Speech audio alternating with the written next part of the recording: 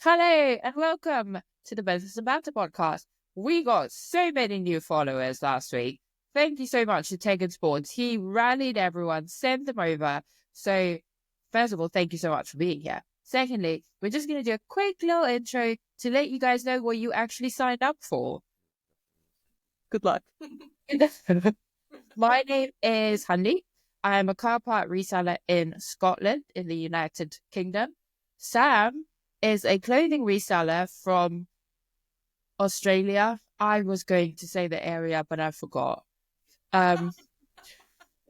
She's literally in the middle of nowhere. She's literally just, is it bush or is it desert? It's both. Or a bush desert.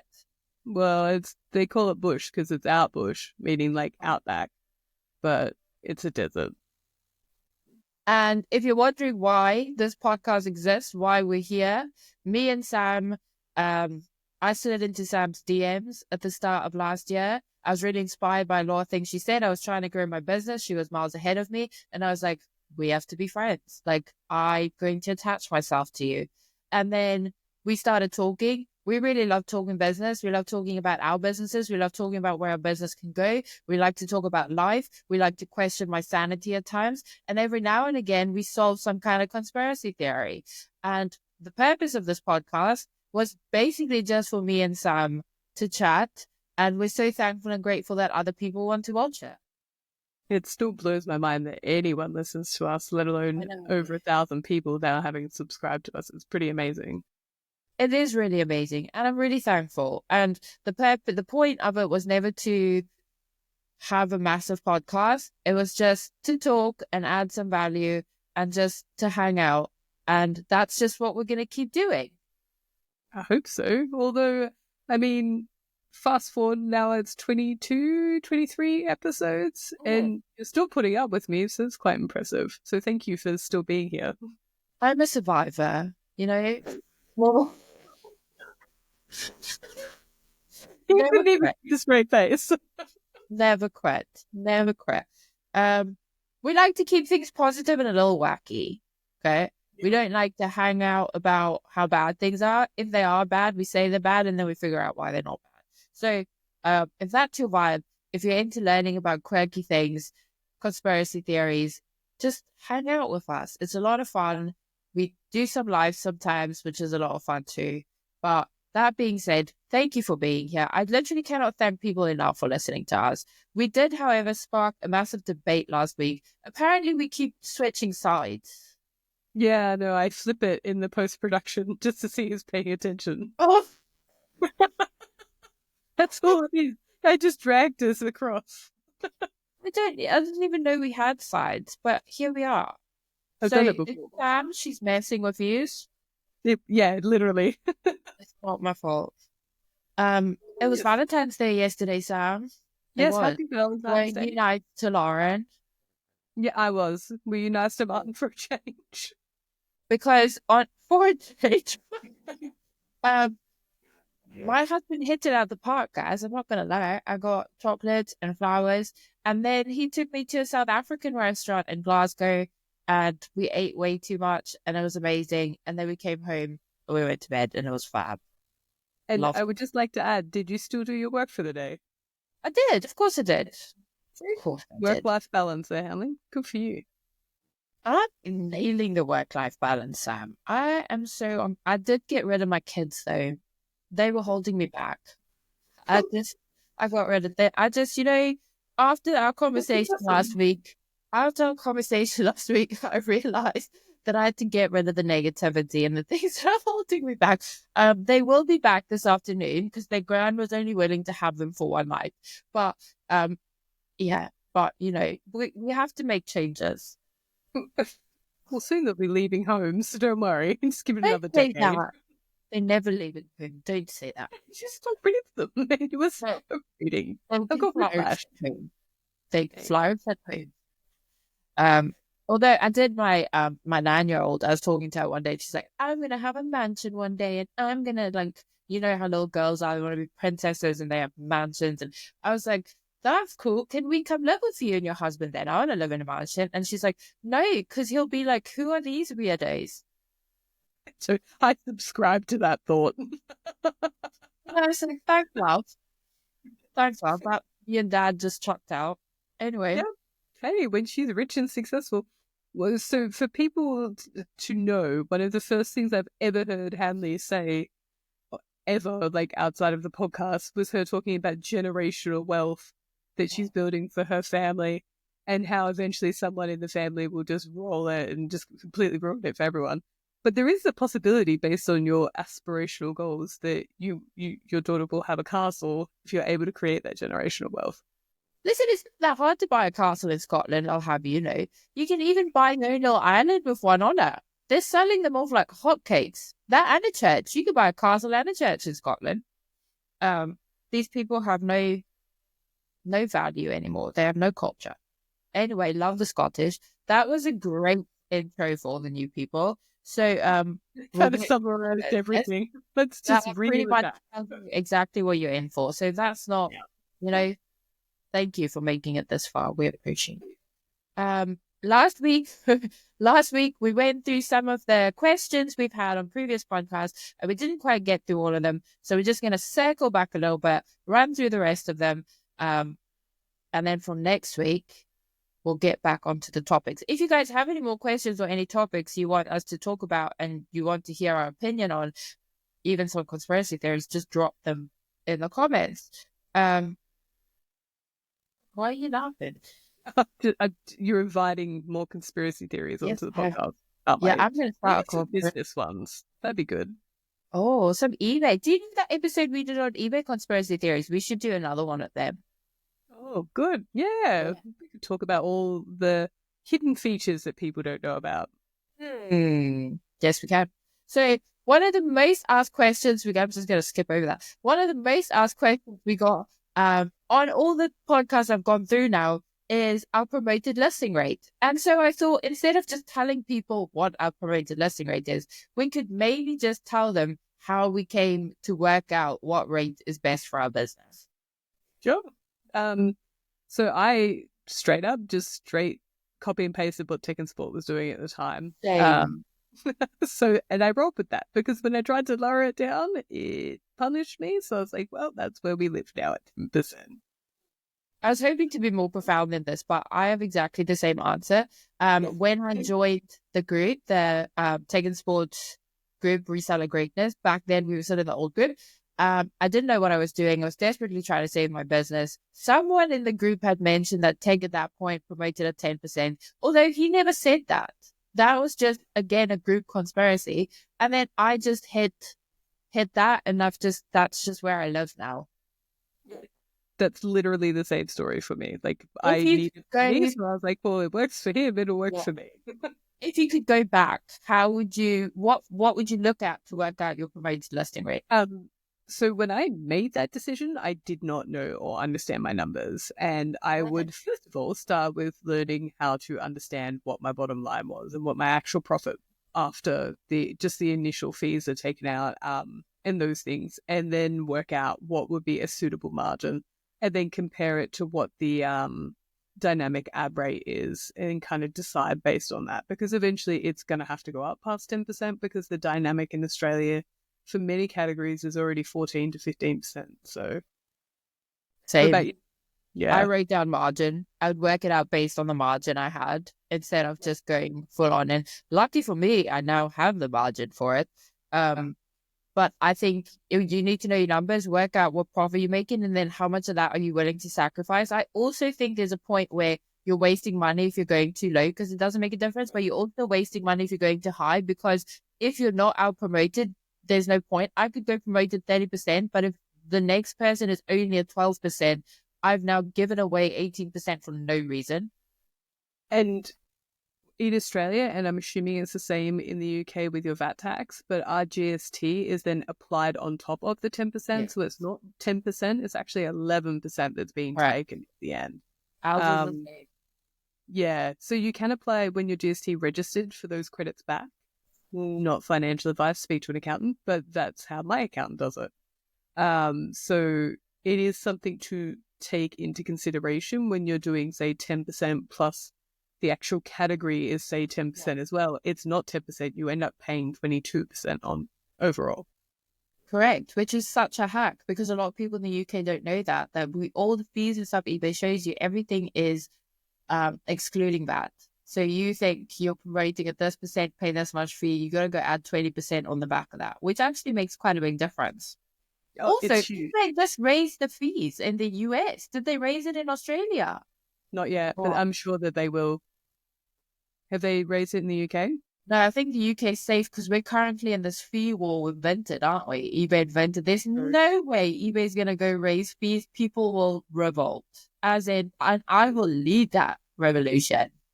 Like, off with their heads. We're going full on French, okay? It's not actually that much of a fee increase. It's not crazy. Like, there's worse fees that you could cop when you're, like, above standard or something like that. Like, if you're getting that extra 5%, that hurts. Rob me of my opportunities to be dramatic, Sam. I have so little. Someone could look at you the wrong way, and that would be enough. We don't need fee increases for that. I will not, actually. I'm very calm these days, I'll have you know.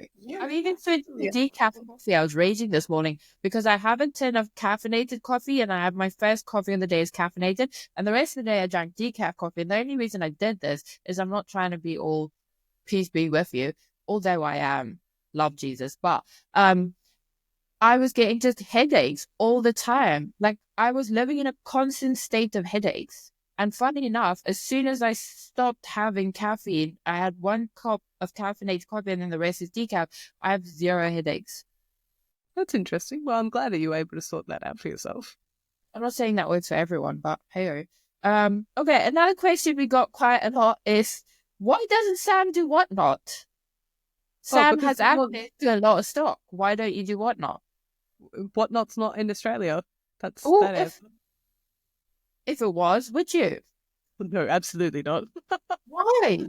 I don't think people realize how like shy and reserved I am. Like me being on this podcast is like so outside of my normal anything. Like this takes a lot for me to come here. Sam doesn't do Whatnot because she doesn't like to hang out with you guys. That is the question. Not that I don't like to hang out with people. It's just I'm a shy, introverted person. I've always been like that. And then I chose a profession where I had to talk to people, so I got good at pushing myself to talk. But if I had to like stand up and kind of like be animated and stuff like that, then I would really struggle with that. I'm just lucky I have you to bounce. Good. I'm the entertainment. The next question we have is free postage.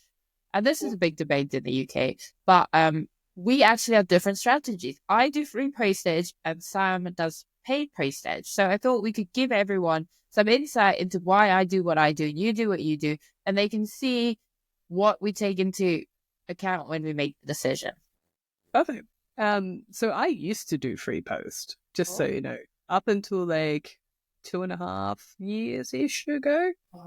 So for the majority of my eBay time, I did do free post. And I realized over the course of time that when I was doing my discount strategies and like markdown strategies and all those things, I wasn't just discounting the price of the item. Ultimately, I was discounting the price of the postage.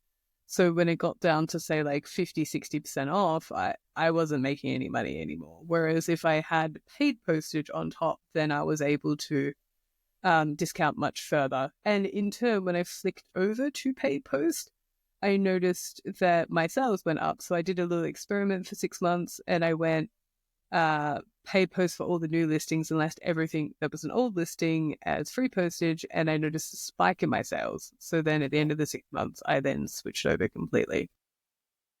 So I do free postage, and the reason for that is I sell new car parts. I don't sell used items. So I'm competing against someone else with the exact same item. So whereas you and someone else might have 2 of the same shirts, yours might be in better condition, or theirs might be in a better size, or so even though you've got the same items, there's attributes which could set you apart, where I'm competing for the exact same part. Like my ECU and your ECU is exactly the same part, new in box, the electronic control unit for your cart. Thank you.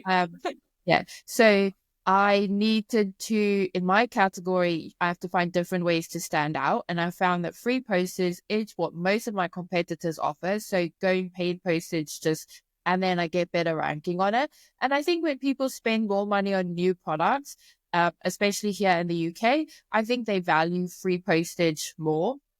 Yeah. Yes, they do.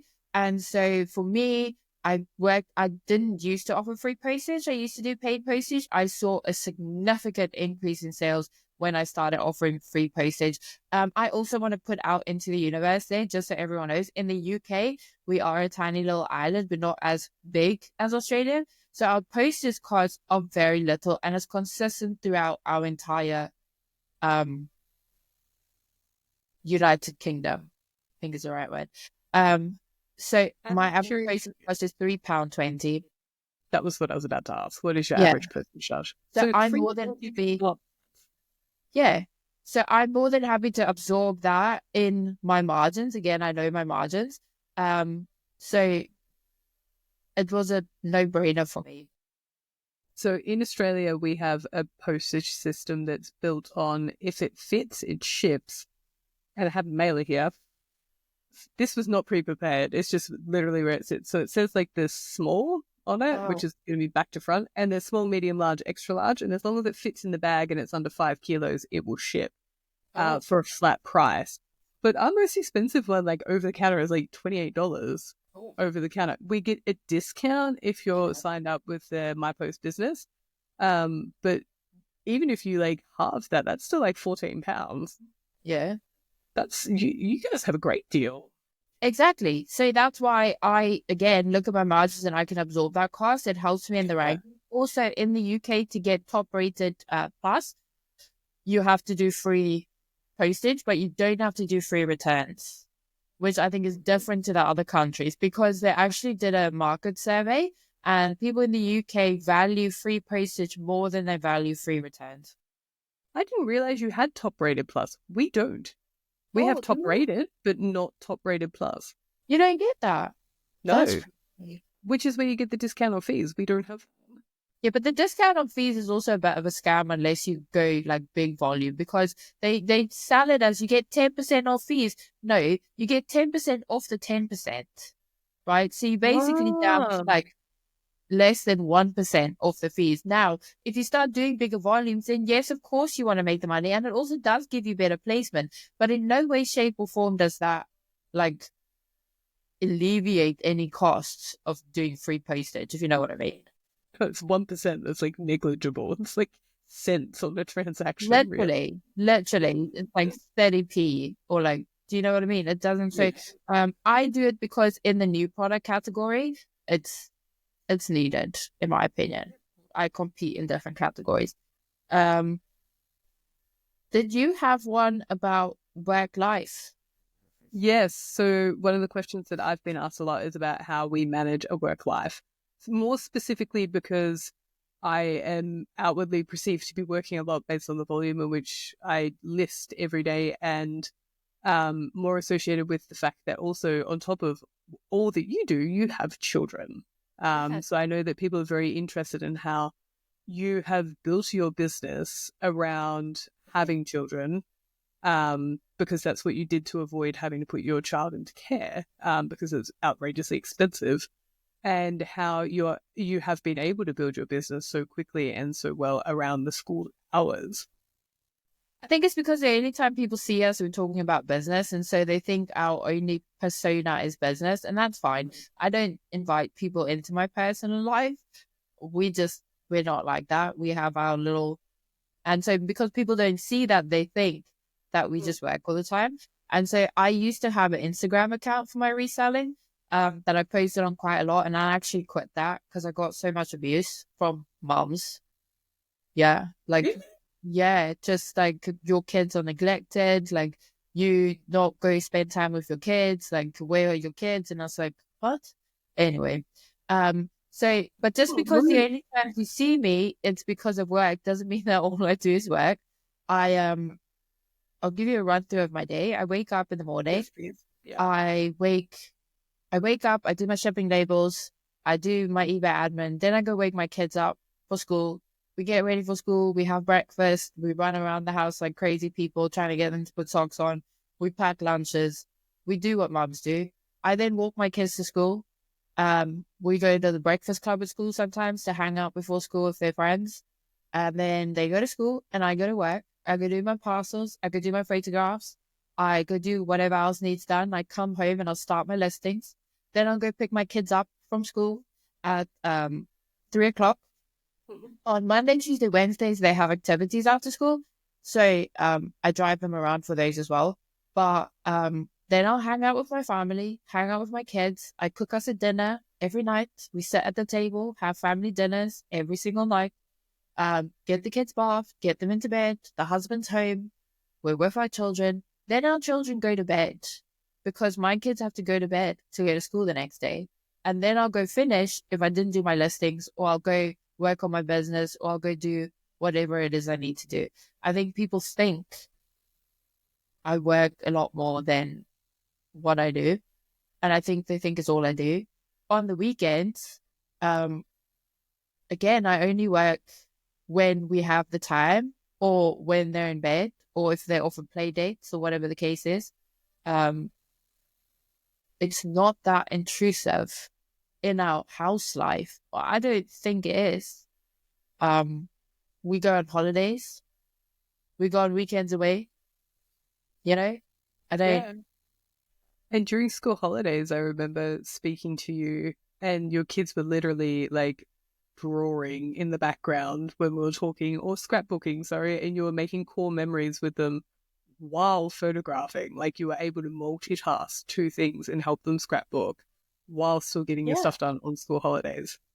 But so in the warehouse, we also built them a room where they have a TV and they can take their iPads with as well, and they could do arts and crafts and stuff.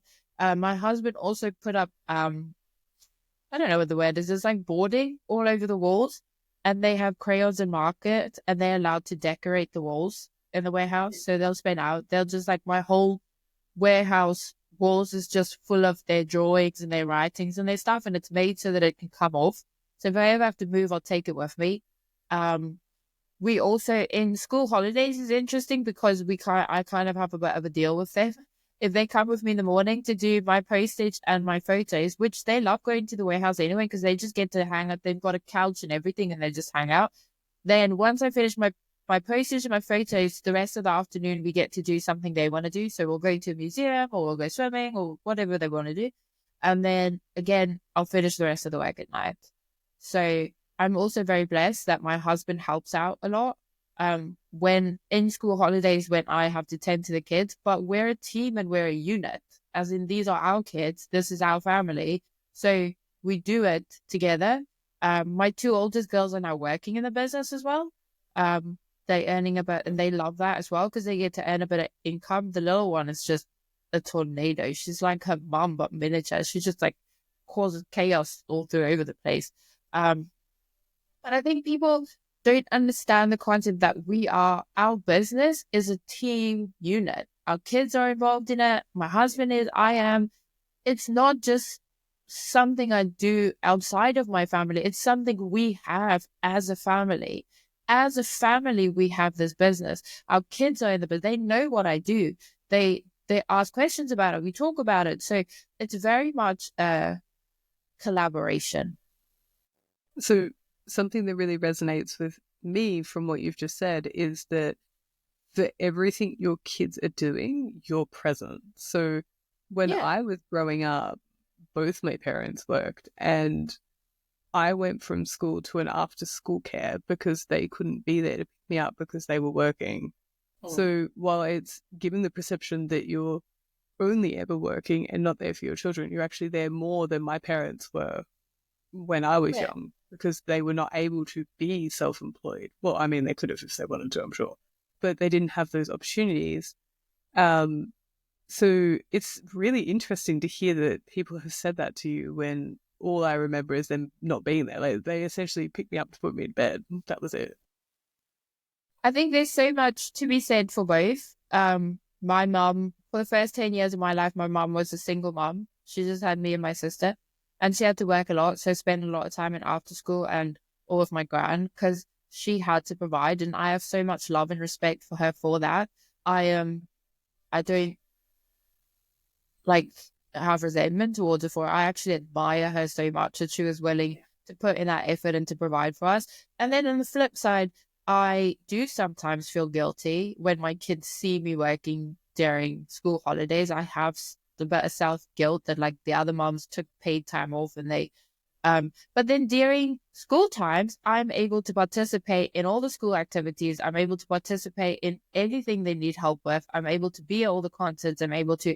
So I think a balance you find in life, any type of balance you are able to provide for your kids. We were given kids because we're the right parents for them. And the decisions we make and the way we have our families, I don't think that anyone should be able to judge that. Like, why just, you know what? I have amazing children and I have an amazing husband and we have an amazing life. And I'm happy with that and they're happy. And I think that should just, yes. How about you? How's your work-life balance going, Sam? Not as structured as yours, apparently. Oh, You're knocking it out the park. you need structure when you have to rally the troops every time you want to do something. Like, Just have to rally myself. No, I think I get a lot of misconceptions about how I use my time because I front load my day. So it sounds like I start early and just work up until I pass out, but that's so not true. Like I've watched Confession Hour. I watched the entire series of Squid Games in 2 days because I had all that free time. Like I'm not working from dusk to dawn, and it's very hot here at the moment, so it's our summer, so I don't really have a lot to do because we can't really go outside. So it's like 44 degrees Celsius, which is like, I think it's 115-ish Fahrenheit. I'm not sure. But it's very hot. So not a lot of places are open during summer here. And there's not a lot that you really want to do outside. So most of my free time is spent literally just hanging out in front of the air conditioner, and it's a beautiful balance. And I just front load the day because it's cooler. so how did your day go? Give us a rundown of like a typical day in the life of Sam and her business. I wake up, I glance at my phone, and there's a rant from Hanley smack bang on top. I wake up at about 5, give or take. I get up, I jump on the treadmill, and because I don't enjoy being on the treadmill, I do my postage labels and I do my wake up eBay to try and distract myself from the fact that it's 5 o'clock in the morning and I'm walking somewhere. Like factually. And I do that, and then I have breakfast, and then before 7, we head off to the shed to do the pick of the parcels. And that's because by that stage, like it's already 30 something degrees. So it's very, very hot. And then we have that done usually before the post office is open. That opens at 9.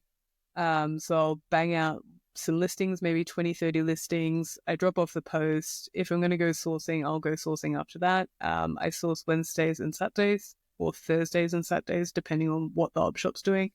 Another comment we received is, what's an op shop? It's just the charity store names in Australia or the thrift store names in Australia. Yep, so I source there twice a week, and then I will come home usually from there around 12:30, 1 o'clock. I'll have lunch, then I'll do my photos and finish off my listings. And if not, if it's just a normal day, I come home from the post office. I'm home before 10. I do roughly 10 photos every 14 minutes, so I can get all my photos done in 2 hours. I can get all my listings done in 2 hours. So really, there's only 4 hours worth of work outside of that, and then I can kind of do whatever I want. So I'm sometimes finished by 2, and I still have all the afternoon. It's interesting because I also want to add that, like, you in the day you gave there as well. Like, when do you go sourcing? Like, So I on Wednesdays or Thursdays, after or Saturdays, but I don't drop the post on Saturdays because the post office is closed. I will finish dropping the post around 9:30, and I will be at the op shop for 9:30 to do my sourcing. And then on those days, I'm home between 12:30 and 1. Yeah. And so I don't source daily either. The way we source is like, and so I think that's interesting because a lot of the people that do struggle a bit with the time management is because they source every day. So they have to go to the thrift shop every day or the bins every day or that. And I think when you get to a point where you don't have to go every day because you've got the connections or the deals coming in, then that's when you're really able to free up a lot more of the time. And I think that's maybe the difference between us and some of the other people and why our days look so much different. Because I know from watching other people on YouTube that the gentleman marketeer on YouTube, he's a guy from the UK. His name is Simon.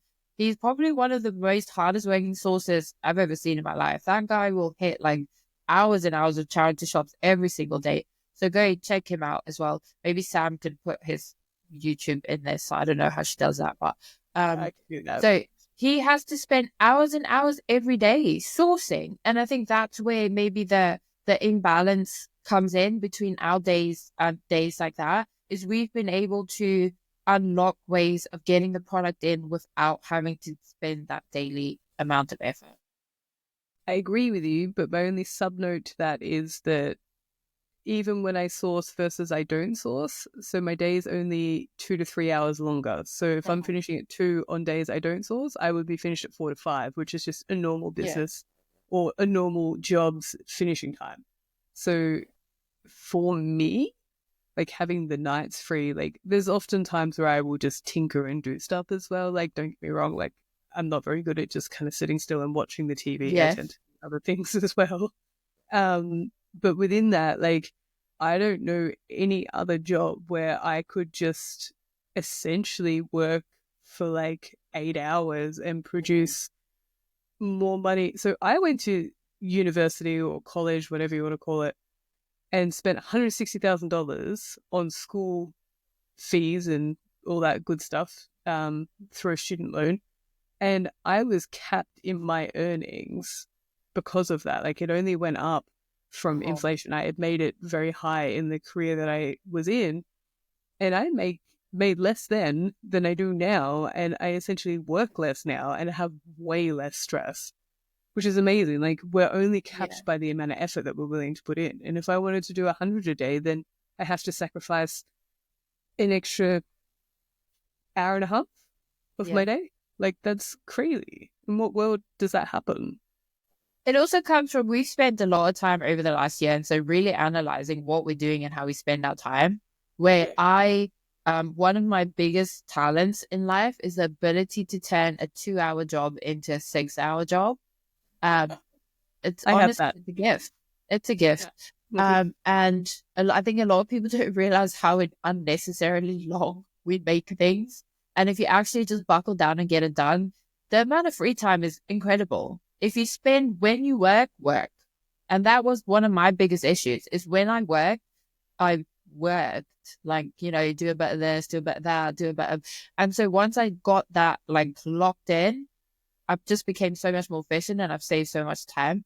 And I also want to add that I sell new car parts and I source in bulk the way I do because that's what my life circumstances dictated. And I chose my heart and I decided I'm happy to carry a bigger store, have a bigger warehouse, list more than to spend more time sourcing, because that would then take away from my children. So my business model is not the norm that we see in most resellers. I don't handpick my items. I have a bit of a longer sell-through rate. I have to have a bigger storage unit, but luckily they're very cheap where I am. So my business model was built to fit my life and my circumstances, and I'm okay with that.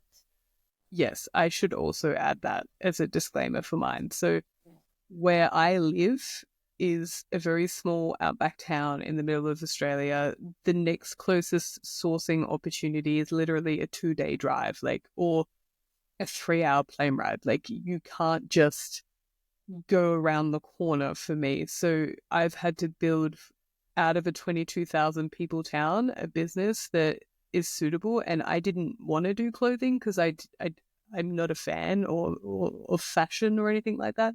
I wanted to do media, but there was no way of being able to find anything here in large enough quantities to do that. So clothing was abundant and I went with that. And that's my benefit, superpower, whatever of being here is that it's very transient, etc. So I've made that work for me based on my circumstance because I couldn't just go around wanted somewhere else. And it's okay to have a different business model than what is sold to you on YouTube all the time, if that fits your life circumstances. It's okay. What is not okay is listing stuff that will never sell. Yeah. Just want to put that in there. Like, if your business model is just listing stuff that doesn't sell, that's not okay. So as long as a business model is one that lists stuff that sells and brings in money, it's okay for it to look a bit different. I wanted to go into a comment that was left on one of our YouTube videos that kind of goes into what we just spoke about a bit. And I'm sorry, this was left 3 months ago. We've only just gone through all of them, so I apologize. I'm just not going to mention when it was listed again. But anyway, Tracy's Treasure WA. So I think that means Australia. Yeah, okay. So she had left a comment on one of the videos asking Sam, how do you list 90 clothing items a day? How do you speed up the photos? I avoid my clothing death mountain because it takes me 20 minutes on average to comp, photograph, and list. Also, a death mountain just sounds so much better than a death pile. Like, I'm here for it. Death mountains. I'm a big fan of that because I've seen a lot of death mountains in my time. I also have one. So I list just here on that hanger. I'm going to be able to point just here. So I'm not a flat lay, and that's mostly because in this room where I can pretty much almost touch that, we do post on this side, which is the desk I'm sitting at now, and I've got a computer just there. So it's quite small, so I don't have the room to do flat lay. So I have to do the hanger. So what I used to do is put the clothes on this desk, and then I would walk backwards and forwards. And I realized when I filmed myself that takes a lot of time, and I timed it out. So what I've done, and it's been very helpful for me, is I'm able to bring everything really close so I don't have to move. I just literally put from one side to the other. So being able to refine your processes that work for you in your space and your environment, that's good for any sort of physical elements that you have, will definitely speed up the photographing time. In terms of listing, I literally just list the same things on repeat. So I just sell similar off the same item, maybe change the size, the color, and maybe the fabric components, and that's about it. That's the reason why it's so fast, is I've built up my own catalog of stuff, and I don't have to comp, and that's just it. That is, you gain more speed through working through the death mountain than you do by avoiding the death mountain. And I heard a great quote the other day that I'm going to butcher, which was, you spend more time procrastinating the task that you need to do than it would actually take to do the task that you're procrastinating doing. Yes. That's a fact. That is a fact. Especially the dishes. Oh, I dropped my pen. Look. Sorry. A big part of my listing, so my photos are really quick. When you're photographing new parts, so quick. I can knock out like 200 photos in like an hour and a half. Like, honestly, so easy. Yeah, but they're new. You take them out of the box, take a photo, stick them in the box, and there you go. It's not really like, you don't need 24 photos. You don't need measurements. You don't need it's so quick. Okay. So the payoff that the downside to that is I do have to research the products. Like, I need to figure out what car they fit. I need to figure out what side of the car they go on. So I do spend a bit more time on my researching, and that used to take me ages. So just a little bit of advice when she's like comping and researching stuff, just doing it more is the only way to get faster. I also now know I have like a bit of price buckets. I know if it's for this type of car and it's this type of part that's going to be generally in there. So it takes me a lot quicker to do it. So again, just practice that. That might be the same with clothing. Yes, I don't think anything can replace the reps of doing the job to increase your speed. Like, I think a lot has to be said for just brute forcing your way through the speeding up process. Literally, brute forcing your way through stuff is just my entire life plan. But yes, mine too, and it's worked so far. I'm doing pretty well. Yeah. So the next comment that I picked up on was, how did you find your people? We were with a few couples that do the same as us, but they are so close-lipped about their business. Frustrated we haven't found our people or the right people.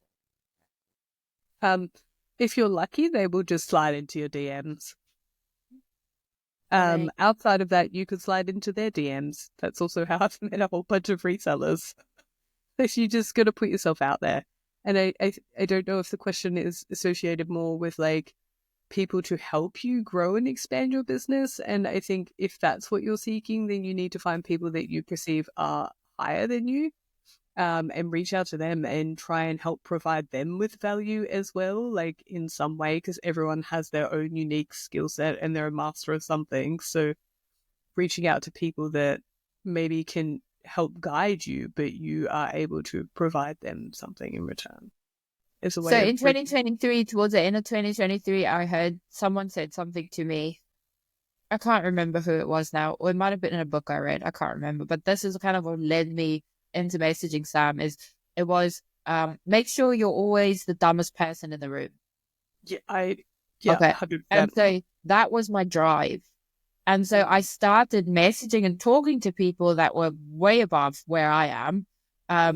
Some of them, fairly rightly enough, didn't have or want to spend the time to and that's honestly, that's perfectly fine and fair. No one owes you anything. Okay. I'm not upset over it. They were very kind. They were very nice. They got their own stuff going on. No, obviously Sam doesn't, because she like just jumped on that, like, you know. Really, I was like, oh, look, someone wants to be friends. Let's be friends. But there were many other people that I also reached out to that were so kind to me and were so gracious to me and just spent time talking to me or gave me some advice and just very politely said, but we're actually quite, like, my plate is full at the minute and no problems. You got to put yourself out there, and you got to, but not put yourself out there with people who are where you want to be. Very important. Yeah. Yes.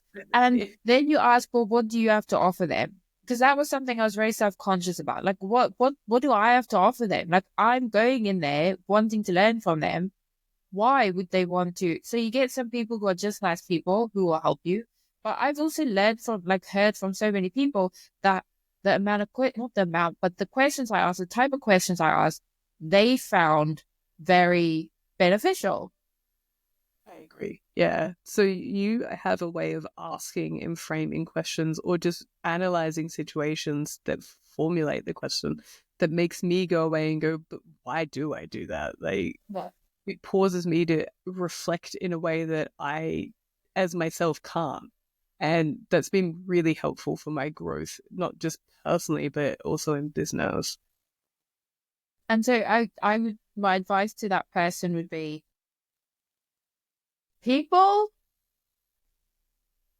a certain level where people stop competing.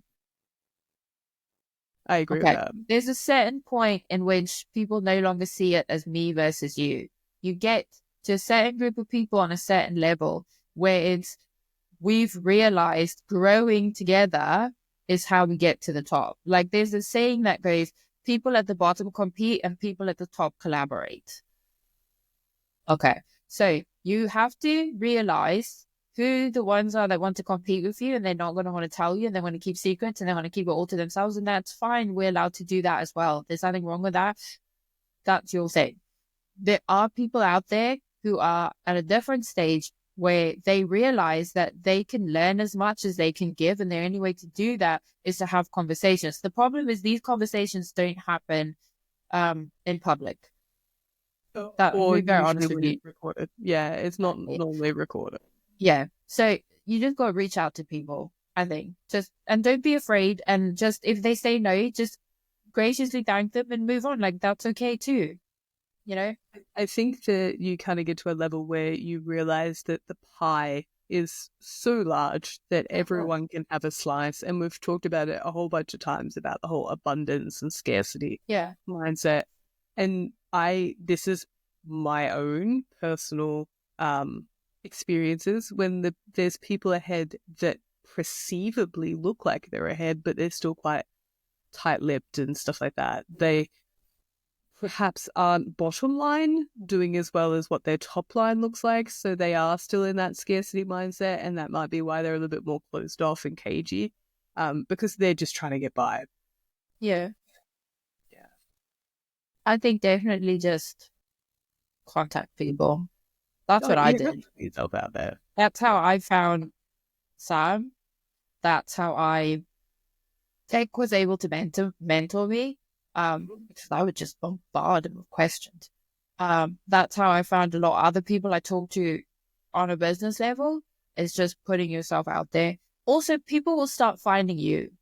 And this is something I hadn't realized, is that I'm asking questions, I'm having conversations. People are finding me and going like, actually, you said something and I have input to give on that. And then they're so willing to like give me answers or input, or like, and not in a way of like they're offering me guidance, which has been amazing, and which is such another benefit of doing this podcast, because I've managed to have conversations with people that I honestly didn't even know existed. That's cool.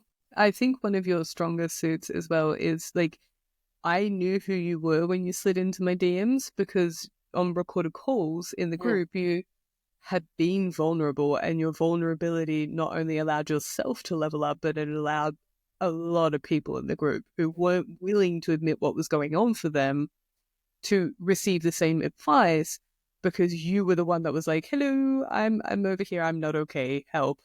I'm not And making money. people won't do that. Help me, I'm poor. Money, save me. If people watch this podcast from the beginning, they know now that Honey has no shame and no filter. I'm out here just giving it to you how it is. It's actually a strength.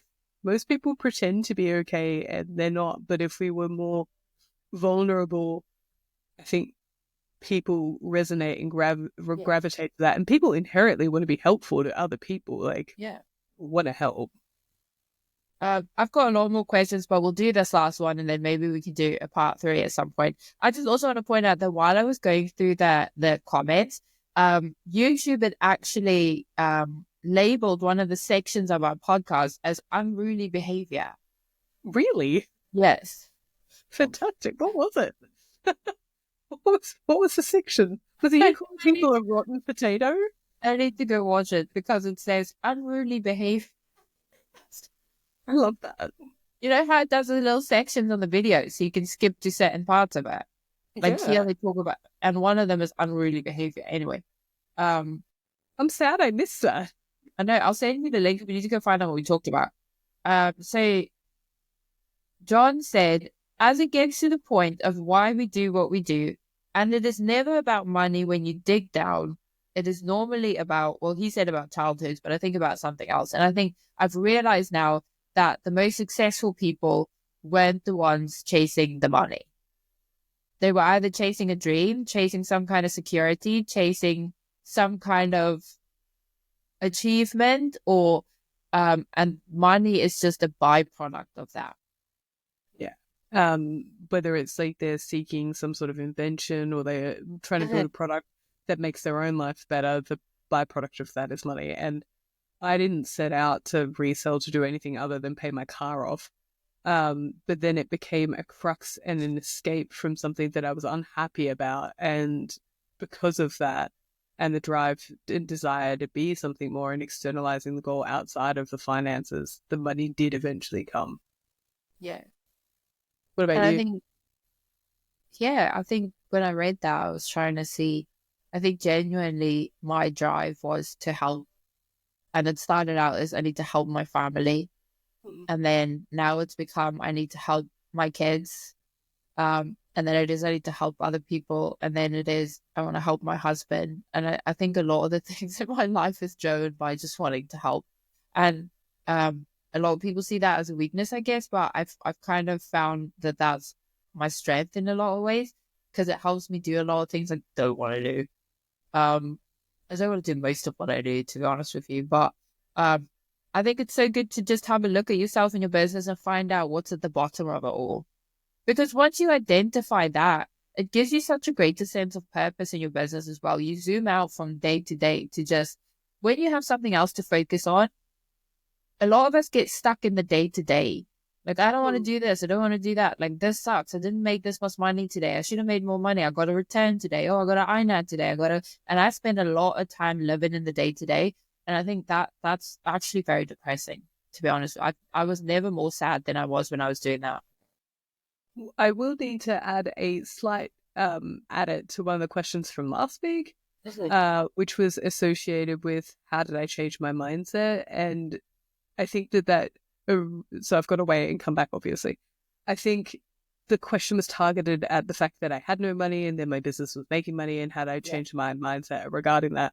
And I think largely at the core of that was that I didn't know how much money I needed to be able to live. So I just did whatever in hopes that it would work, rather than having clear understandings regarding what it needed, basically what the business needed, and therefore what I needed to do to produce that. And that's kind of like at the fundamental core of what changed, was I understood the money side of things, so I could actually do that. But that was not what I was working. Like, I didn't start to make as much money as possible. I'd started to get out of a bad situation. So I think that was my disconnect and my then change over 2 years. We get very caught up in how do you say this? In when you're so caught up in the day to day or a short term goal, you lose the complete bigger picture. Like, you get so bad tunnel vision. And that's when I find that life affects my emotions and my mentality the most, is when I'm stuck in that space. That's when I get the volatile, roller coaster, and you go up and down to life and everything's just a mess and it's chaotic and you don't want to do it. And then I have to sit back and realize it's because I'm too narrow-minded right now. I need to go back to the full picture. What's the point? Does this actually matter? Is there anything that you do specifically to bring you back to that point? Do you look at previous goals you've written, or? No, I get really sad and then I just go. I mean, it's a very profound way to end the podcast. I wish there was something profound to say to it, but I think I've learned to recognize it, and then I just go. Oh. Have you been able to separate the feeling and the thought then from what needs to be done? Is that what you mean? Yeah, but it still has to be very self-driven. I haven't yet mastered the ability to just naturally have thoughts about feelings. I need to force myself to separate thoughts and feelings, but I do have the ability now to recognize it. Yeah, I think it's a discipline, huge. not a talent. It is. Yeah, I've had to spend a lot of time over the last multiple years trying.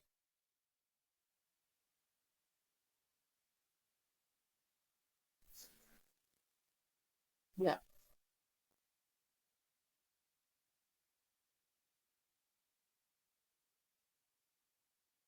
More for longer periods of time how I'm feeling, because I will always be tired, or I'll always be cold, or I'll always be hungry, and I'll always be looking for a snack, and I would never start working because of those things.